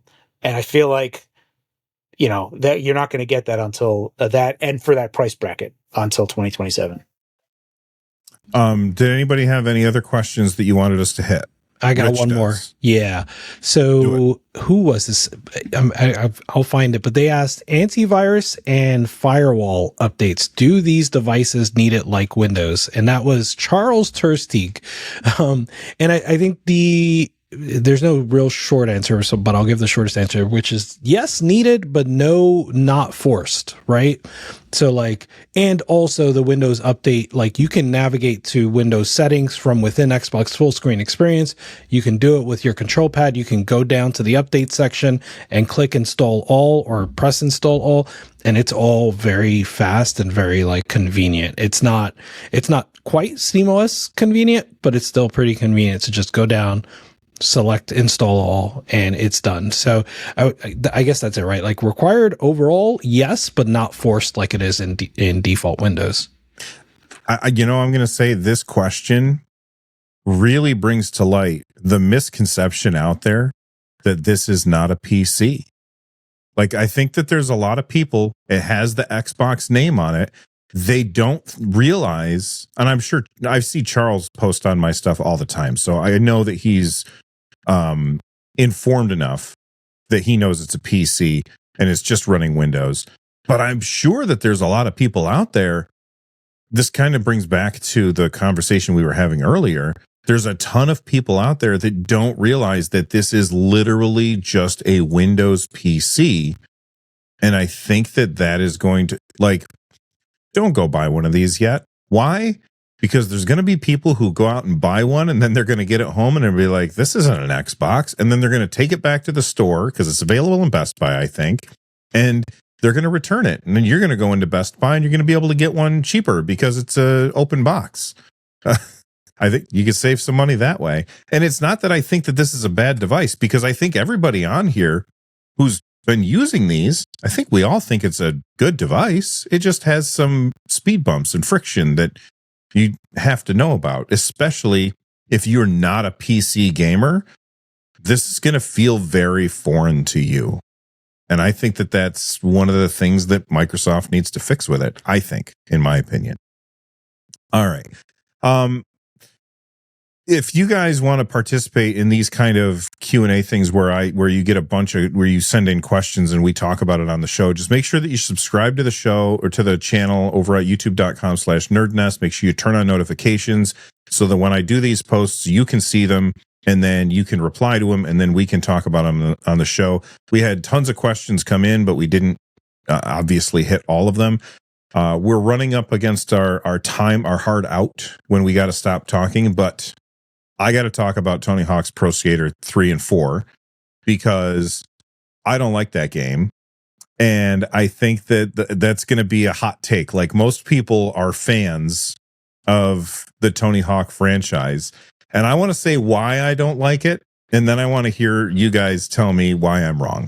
Okay. So I never played a Tony Hawk game before. Instead, I played SSX. I loved SSX. And when I looked at Tony Hawk, I said, well, I could just play SSX. And when I would play SSX, I would have so much fun. You're racing down the hill. You're doing all, especially Tricky. Tricky was awesome with all the crazy stuff that you could do while you're flying through the air. And the music was great, although a little repetitive. So I loaded up Tony Hawk's Pro Skater 3 and 4. I'm in the Foundry, which is the first level. I still have yet to finish that level. Like, you're supposed to do, like, you have 2 minutes to do a certain set of things. And if you don't do it, then you got to do it again. And I could go into the free skate mode and do it that way. But I'm like trying to go through the campaign. And like, I think I played for a half hour on the Foundry and I couldn't get past the level because I'm not good enough and I don't care enough about getting good in order to progress. And I think the reason is because I'm not racing at the same time. If I were racing while trying to pull off tricks, I think that would change the game for me. Just skating around an open area just is not fun for me. Soundtrack's great. The graphics are fun. Overall, I think that everything looks great. But this game does not appeal to me. And I also have to make a disclaimer that they gave us this game for free. They sent us all games, and I have an extra code which I will put in the somewhere on screen during the episode. It may have already happened. All right. Why am I wrong about not liking this game? I know that everybody loves this game, but me. So there are two ways in which you can be either right or wrong. Okay. So first you called it a hot take. And on Steam, this game receives like 50, it's mixed reviews, right? It's like 57% positive, 40 something percent positive. Yeah, So but isn't that just because like they didn't have the right music in the thing, or they didn't like the remake-ness of it? actually, no, that is part of it. But interestingly, it relates to your complaint. So the original two Tony Hawk games they follow the 2-minute timer format. And so that is another way in which you could be wrong or right. I like the 2-minute timer format. I think of Tony Hawk games as platformers on skateboards, right? So like I'm trying to get the SKATE, but my movement mechanism is a skateboard, right? So that's how I think of it, and that's why I like the 2-minute timer format. But Tony Hawk's Pro Skater 4 was the first game to remove that format and had like a free roam kind of thing. And so this remake forced the 2-minute timer format onto Tony Hawk's Pro Skater 4, which people really hate. So you're right, and I'm not experiencing that because I'm only playing 3 so far, right? Oh, then yes, I guess so. But if you were Tony Hawk's Pro Skater 4 would be a game you enjoy, the classic one. Okay. Is there racing in that one? No, right? It's just it's still then just I don't getting stuff. Yeah. So you want Mario Kart on a skateboard? No, I just want SSX on a skateboard. I want SSX, but on a sunny day without snow. I guess that's what I really want. It's, Tony Hawk's, is it Downhill Jam? Is that Tony Hawk? Don't they have like a downhill racing game? I lost the plot after 4. I don't. Yeah, me too. So let me add my 2 cents in that. So, number one, if you're in the Foundry and you're like trying to get through whatever, you got to approach, like, it says it shows a list of things you're supposed to do. You don't have to hit all those. Just pick one of them. Be like, okay, this 2-minute run, I'm going to collect skate. This 2-minute run, I'm going to try to get top score. And you just, okay. Well, but it still hasn't unlocked the next friggin' stage for me. I did like 6 or 7 of those, and it hasn't unlocked the next stage, and I'm tired of the Foundry. You have to... Go ahead. Yeah. Have you tried sucking less? No, that's the thing, is when I play, it's like, okay, I went through all the tutorial stuff, and it's like, okay, you have to push Y if you want to do this. You have to push X if you want to do this. And I'm like, there's too many freaking buttons for me to push in this game. It's got muscle memory for us. Yeah. So the thing is that, you got to earn enough money to unlock the next level, right? And you got to do that by, knocking out those things. There are people who in their first run can unlock the next stage. Like they can hit like 6 of them at once. You know what I mean? And I can do that in Tony Hawk's Pro Skater 2, not in 3. 3 and 4 for me, the issue with them is that they are made for people who already played the other ones. And so it's got a really high barrier to entry. And so you jumping into 3, that's tough, man. I'm good at 2. I don't really like playing 3 and 4 that much because they're just too much. Like they added too much to them, too complex. The maps are too large. Like I've got issues with each of those ones. I like the simpler ones, So I totally get where you're coming from. But yeah, it's like it almost feels like a roguelike. Like where you start out low, the goal is to die. You've only got 2 minutes. You're going to die every 2 minutes, right? But you are going to get stronger. You're going to build up your stats and stuff. And so that's kind of the way that I've always improved on it, is just kind of thinking of it as a cycle loop. And I got to say, for 3 and 4 in particular, the way I enjoyed them was playing them on the PS2 with like 5 friends around, and we would pass the controller every 2 minutes. Be like, all right, you did your best. Let's see what you can do. And so that's what we would do, and beers involved and stuff. So that was like kind of my memory of that. That was a lot of fun. And so I can totally see why it's frustrating for you right now. Okay. Carrie, other than sucking less, let's just hear about what you think of Tony Hawk's 3 and 4. Because you already had it when they sent us the codes. That's why we got one to give away. Yeah. So I bought it. I got it on GameCube, the part 3. I did not get part 4. And I really enjoyed. Well, I think the music was like a part of the bigger reason why I like 3. But I think ultimately my favorite by far, like leagues ahead, is part 2. Part 2 was it had the same magic and then some over part one. And part one was amazing. I think part one like came out of like nowhere and everyone's like, whoa, this is amazing. And they just doubled up on that. And part three, like, especially for like the next generation, because it was like no longer like PS1. I felt like there was like some stuff that was lost. I never finished part three. I would agree with Russ. Like, I don't know. Maybe it's just that I had a better appreciation for part two, and I feel like I also agree with Russ is that it felt like it was easier to kind of just get going. I don't remember having that big of a problem with it, but I also know that I put it down without completing it. So yeah, that's pretty much where I mean I have it, but it's less like I have a lot of games, but it's kind of as why I probably have it. It's just too many games. Too many games. All right, that's fair enough. Rich, you and I have both been playing Mega Bonk. Yes, sir. Oh, I freaking love this game. I'm glad because I really know we were asked about like the how it's more engaging than the other Survivors games, but it really is. I really enjoy it. So I'm still focused on that first stage, the forest. Same. I made it to the final boss of the forest on tier 3 and I lost and it sucked, but it's so good. Yeah. I only did it once. When you say the final boss, so okay, I've also been playing it, and so you go through I went into tier 2. I went through the portal. After I go through the portal, I think I got through the second one. And then the third one I got killed almost instantaneously. I think I was being careless or something. Yeah. Like I didn't even have a boss summoned. So I think I just got killed by a swarm and I wasn't paying close enough attention. Yeah. How many things do you go through before you get to the quote unquote final boss of the forest? Yeah. So just the 3. So it's not tier. But once you have tier 3, you have the first forest, right? Like you said, you beat the boss on that one. You get to the second forest, which is called like Forest Twilight or Twilight Forest or something like that. You beat the boss of that one, and then you end up in the red forest, the cursed forest. And when you unlock the portal in that one, you get teleported to the final boss stage. Yeah, so it's a little bit different because there's not like hordes like usual. Now it's just a boss with just a single enemy pretty much that you're fighting for that final fight.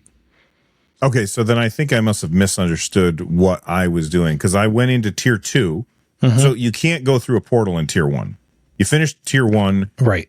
And you beat the boss. And then, okay, now you can open tier 2. And in tier 2, you can't go in the second portal. You can go in the first portal, but you can't go in the second one. Okay, so that must be what I did. Is I died on the second portal, probably against the boss. It was Lil Bark again, or no, it wasn't Lil Bark, but he still looked like a tree, right? Yeah, it was another Bark. It was like Chad Bark or something like that. Yeah. They gave him some other name. Yeah, that guy killed me. But I'm loving this game. I've been playing as the orc that throws out the axes. I don't even know, like the shoot. I forget his name. Is it the orc? He's like tall, right? I think so. He's green and he throws axes. Yeah. And so he throws out axes in front of him, and I'm just having so much fun with it. I have like 7 or 8 hours in this game, and it's a game that you play for, 10 minutes at a time, almost at most. I'm guilty of long runs. Right. But like there's a timer on the top, and that's when the final swarm comes out, and you cannot beat the final swarm, I don't think. No, but once you start like if you do what I did, right, and I'm trying to stay in a stage as long as possible, so you're trying to make it to the third stage, and I spent 10 minutes in each stage, so like at the end that comes out to like a 30-minute run. Is that a strategic move that you're doing to stay in long just so you can get as much stuff? Or yes, because I figure because what I usually do is I go to the next portal as fast as I can, figuring that way I'm not building up too much like difficulty or something like that. Exactly. I should try that. I'm trying to level up as much as possible before I move on. Well, you've outpaced me, so maybe you've got the right strategy. Yep. Russ, have you tried out Mega Bonk yet? I am purchasing it right now as you guys are talking. Yeah, I'm gonna do it too. Because I was kind of waiting for like a sale, but it's $10. It's worth it. Yep. So It is. I love It is Vampire definitely worth it. Survivors. I love like these kind of games. It feels, it's that bullet heaven versus bullet hell kind of feeling. I like that. So Right. The last episode we were trying to come up with the name of it. Russ wasn't there because he was in Japan, and we couldn't come up with what the genre was. And somebody in chat said, or not in chat, but in like the comments of the YouTube video, they said it's called Bullet Heaven. And I was like, oh, I didn't know that's what it was called, but it's awesome. yeah, just bought it. It's a good name. All right. Russ, I'm buying it right now too. you're buying it right now too, Carrie? Yep. It's All right. done. Sweet. It's Well, good luck beating Rich's score because he's a jerk. But all right. So, Russ, you and I have both been playing Hades 2. I'm super early. I just keep getting my ass kicked by it. Like I beat the first boss like 3 or 4 times, but then I always die like about 15 seconds after that. How far are you into it now? About there. Yeah. So I definitely have not gotten past, like, I've beat the guy in the first tier. Yeah. Like your teacher or whatever, that first rung. And that's it basically. I'm playing it on God mode. So I don't know if you guys know God mode. So it starts out with like 20% damage resistance. And then every time you die, it ups it by 2%. So then you have 22%. So you basically find this level where all of a sudden it works, where you're not dying all the time. God mode is easy mode? Basically, yeah. God mode makes it so that you have... No. God mode means basically it's in the options. Just go options, gameplay, God mode, turn it on. And so that basically, just makes it so that enemies don't hurt as much, basically. And then it just keeps making them easier the more you die. And so you kind of get to this point where there's an equilibrium where your skill is matching how hard the enemies hit you. And I played that way with Hades 1. It took me a long time to find that setting. Like I probably played it for, 30 hours before I had found that, but with Hades 2, I knew it was there. I decided just to use it. It caps at 80%. So you can't go 100% and like turn it to actual God mode. But I'm at like 32% right now in my damage resistance, and that's working out pretty well for me right now. Nice. So that is like I like it. Like it feels like it's a difficulty slider, in its own way, and you can turn it off at any time too.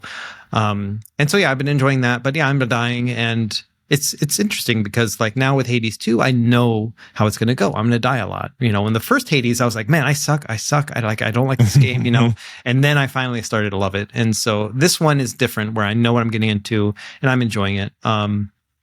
I've been playing it a lot without like giving it my full attention. So, maybe watching like a show or something while also playing it. And I've realized I can't do that because I want to learn more about the story. And so I stop the movie and I'll read and I kind of watch whatever little cutscenes there are and stuff. So it is a little bit more involved story-wise than the first one where I didn't really pay attention to that stuff. And so, I'm enjoying it. I'll probably just keep playing it throughout the year. Rich, when he said he was playing in God mode and he was getting easier, I was watching your face and you had a reaction. Well, I thought back to Doom God mode, right? Because when you type in, I forget what it is that you type in, but you just become all powerful and nothing can stop you. Oh yeah, what is it? ADD or something like that. Yeah, I remember. I use that a lot. I'm disappointed in us. IDKFA. Yeah, that's right. IDKFA. IDKFA. There you have it. Okay, I'm turning on God mode right now. If I can find it, I'm just loaded it up on my Xbox Ally X, and I want to make it easier so I can actually see. I looked at God, or I didn't look at it, but if I had just seen the word God mode, I would have thought, oh, that's like I'm supposed to be a god, so I die once, and it's like you got to get a perfect run or something. I wouldn't have realized that that's easy mode. That's awesome. Have you been playing it, Rich? You're muted. No, thank you. I haven't been playing it, and it wasn't just that I was waiting for early access. It's just, or for it to fully release. It was just I had other games that I keep playing, so I do want to get back to it because it looks like a lot of fun. Yeah, Gary, have you been playing Hades 2 at all? I have played Hades 1, and I haven't really gotten into Hades 1. There's a part of me that, I kind of want more out of roguelites, where it does do it because you are building your base around you, right? Like of different things, and those offer different stuff. I guess I have to just play it more basically the stuff is like I would almost like God mode to just be built into the game, where your damage resistance would be something you're earning through a run anyway. I feel like that is what I would prefer, because I kind of enjoy that, because like when you earn stuff that affects your attributes, that makes me want to play it more. It makes me want to like achieve more. And it's like, okay, this game was like brutally hard, and it's getting more approachable. And I feel like that's how it should be by default. I don't know. Yeah, so let me give you a little insight there. So in the original Hades, I don't really understand Hades 2 that well yet, just because I kind of play it by feel. But for Hades 1, there was like the mirror in your room. You could go in there, and that was where you could basically up your attributes. You had to spend a currency. It was like the purple diamond things or whatever. So there had that. But then after you beat the game, and you probably never saw this, but you can choose your run to be more difficult. So you add penalties to yourself, and then that increases the rewards. Oh, right. Okay. And so it's like you can like, and it's like enemies are harder, and you can like scale that, and then that will give you more and more rewards. And so it just starts snowballing. Right, so if you are good with Hades 1, you can just go to town, right? I never got that far, but that's where that mechanic is, but you don't see it until you beat the game. I really, so I do really enjoy it. I think you would love that. Yeah, I should actually revisit it. Starfield has that in the difficulty options. When you make it more, very similar. Yeah, when you make it more difficult, they give you bonus to XP, and I love that idea. I love that. Because like, why would I purposely make this harder for myself? Like, I know you can want more things, and there's the whole survivor mode, which is cool. But sometimes that's like, I just want to beat the game, and I'm not in this survivor mode type of thing. So when you kind of like fine tune it to like just be this like harder difficulty that is genuinely harder, but being rewarded for choosing that, I really love that. So I should probably revisit Hades 1. Yeah, and that's only in the first one. The second one, I'm seeing there's a lot of different upgrade perks. So there's like these tarot cards you can use to upgrade your skills and stuff.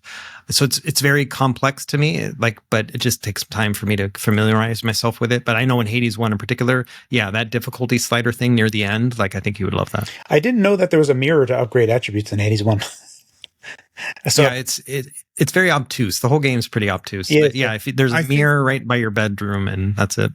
I don't think the game's obtuse. I think that they tell you everything you need to know, but some of us, myself included, just don't friggin' read anything. Like, yeah, it's a roguelike. It's an action game. I don't care about the story all that much. So when I start playing, I'm just like, they throw a wall. Aphrodite comes up, wall of text. I'm like, okay, thank you. I don't care about this. Just let me move on and do something else. I just want to fight guys. I just want to fight some dudes. Maybe that's my attention span showing. I don't know, but I think that's fair. I mean, that's probably why I didn't see it, because I was also skipping it, because I am definitely the type of person that I care more about exposition after I learn that I like the game. And it's probably why I liked Halo so much, is because the story is there, but it's not like in your face, and it kind of happens off screen, and they mention it, but it's like very much, there's a bunch of crap to shoot and engage with. Go have fun with that. And I much prefer that. It's like, oh, I really like this game. Let me know more about the game, rather than you should know about this game. Like, I don't know if that's a little bit too far in this relationship. You shouldn't be saying you love me so much right now. I think I'm gonna walk away. Are you love bombing me right now? I need some space. Just met. Yeah. The thing about Hades too, and it's of no fault of any of us, I think, is just that they say the same thing very similarly very often. So it's more like, hey, here's a perk to help you on your way. That's what they're saying, right? But they take a paragraph to say it. And so it conditions us to not pay attention when you see a new guy, basically. And so, yeah, they don't do a service to their own story and lore themselves. I think a lot of their super fans are probably like, I want to read that text. And so they probably enjoy it. You know what? Instead, give us a setting. I have no attention span. Check. And then just say, go to the mirror, dummy. Okay, I'm going to go do that. And, the way that Carrie's describing how he likes to play games, I like games that tell me while I'm playing. So like BioShock. I pick up a little tape recorder. I don't have to read anything. I hit play and I keep walking around while they're talking about what's happening, and I can get the story that way. That is the best way. Yeah, Fallout does that too.